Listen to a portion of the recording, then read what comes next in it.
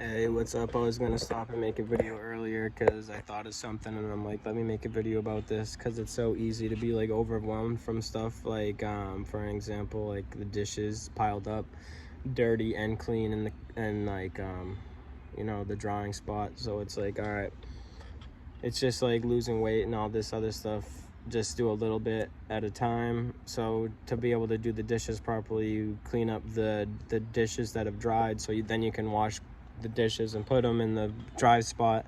So every time you go into the kitchen, take a few dishes out of the dry rack and put them away. Every time you go into the living room and see it's like a mess from your kid in there or something like that, pick up one or two things. Each room you go into, pick up one thing at a time, and then it's like within a short period of time all this stuff's picked up, and it's like, okay, all this stuff isn't overwhelming. And then how to relate it to the weightlifting and stuff like that. You can't just get jacked overnight and be like, why the hell aren't my muscles big? You have to constantly work and stimulate those muscles so they can grow each night, and it's like a long process thing. So yeah, stop looking for instant gratifications in certain things. The things worth having are the things that you work towards and work hard to get, and then that's what makes it so worth having. So take a second, relax, think of a few things you can start picking up in your life when you go into a mess out into the living room, or not even like a mess, but like cat toys all over the place and dirty clothes in the bathroom from when you showered. Like, start putting those clothes in the basket ready to be washed and stuff like that.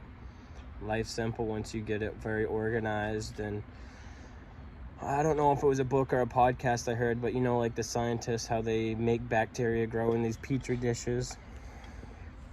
The environment needs to be perfect for a lot of the bacteria to be able to grow, just like plants and stuff like that. The environment needs to be proper to be able to grow proper.